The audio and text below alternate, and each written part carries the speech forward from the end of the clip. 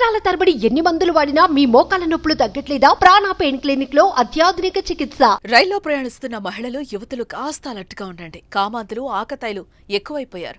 రాత్రిపూట ఒంటరిగా ఉన్న వారిపై కన్నేసి అసభ్యకరంగా ప్రవర్తించడం, వేధించడం చేస్తున్నారు. ఇటీవల విశాఖ ఎక్స్ప్రెస్ లో వివాహితపై మద్యం మత్తులో ఓ యువకుడు అసభ్యకరంగా ప్రవర్తన మరువక ముందే అలాంటి తరహా ఘటనలో మరొకటి తెలుగు రాష్ట్రంలో చోటు చేసుకుంది. రైలు ప్రయాణం అంటే ఒకప్పుడు దొంగల భయం వెంటాడేది. గొలుసు దొంగతనాలు జరిగేవి. కిటికీల దగ్గర ఉండేవాళ్లు జాగ్రత్తగా ఉండండి అంటూ రైల్వే కూడా అనౌన్స్మెంట్ ఇచ్చేది. కానీ భద్రత కట్టుదిట్టం చేయడంతో దొంగతనాలు కాస్త తగ్గినా ఇప్పుడు రైల్లో కామాంధులు, ఆకతాయిలు, మందుబాబుల చేష్టలు ఆందోళనకు గురిచేస్తున్నాయి. గత నెలలో విశాఖ ఎక్స్ప్రెస్ లో మహిళా ప్రయాణికురాలు వాష్రూమ్ కు వెళ్లిన సమయంలో ఏం జరిగిందో అందరికీ తెలిసిందే.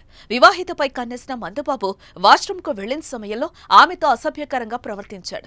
వెంటనే ప్రతిఘటించగా ఇద్దరి మధ్యలో పెరుగులాట చోటు చేసుకోగా అదుపు తప్పి రన్నింగ్ ట్రైన్ నుంచి ఇద్దరు కింద పడిపోయారు. ఈ ఘటనలో ఇద్దరికి తీవ్ర గాయాలయ్యాయి. ఇది జరిగి రోజులు గడవలేదు. ఇంతలోనే విజయవాడ నుంచి విశాఖకెళ్లే రైల్లో ఓ కామాంధుడు రెచ్చిపోయాడు.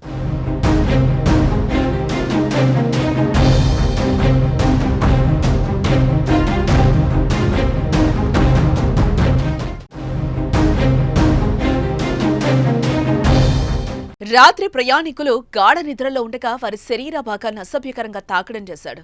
ఓ యువతిపై కన్నేసి ఆమెను పలుమార్లు వేధించాడు. రాత్రి 2 గంటల సమయంలో మరోసారి అదే రకంగా తాకడంతో ఆమె ప్రతిఘటించింది.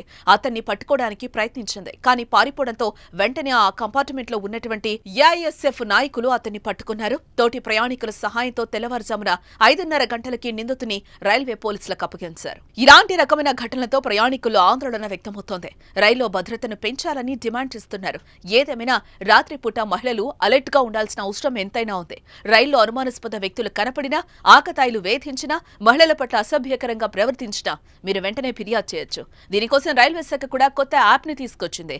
రైల్ మదద్ పేరిట అందుబాటులో ఉన్న యాప్ ద్వారా మీరు రైలు ప్రయాణంలో ఎదురయ్యే సమస్యలపై ఫిర్యాదు చేయొచ్చు.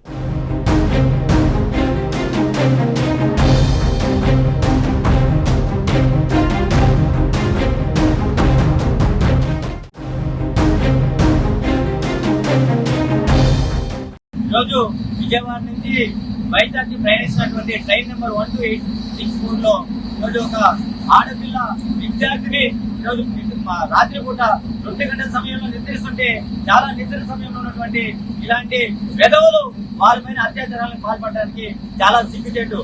ఇక్కడ టీసీలు ట్రైన్ లో టికెట్లు చెక్ చేయడానికి పర్మిషన్ అవుతున్నారు, కానీ సెంట్రల్ సిబ్బంది ఇక్కడ కంపార్ట్మెంట్ లో వాళ్ళకి ఎలాంటి వసతులు ఉన్నాయి, ఏం జరుగుతున్నాయి, దొంగలు వస్తున్నారా, ఇలాంటి ఎదవలు వస్తున్నారని కూడా ఎక్కడ కూడా కంట్రోల్స్ లో విఫలం చెందారు. కాబట్టి కావున వెంటనే ఇలాంటి పనులకు పాల్పడకుండా ఉండాలంటే సెంట్రల్ సిఆర్పీఎఫ్ వాళ్ళు ఇక్కడ ఈ కంపార్ట్మెంట్ లో వెంటనే తగిన చర్యలు చేపట్టి ఎప్పటికప్పుడు డ్యూటీలు చేస్తూ ఉండే పద్ధతిలో ఏర్పాటు చేయాలని కూడా ఏఐఎస్ఎఫ్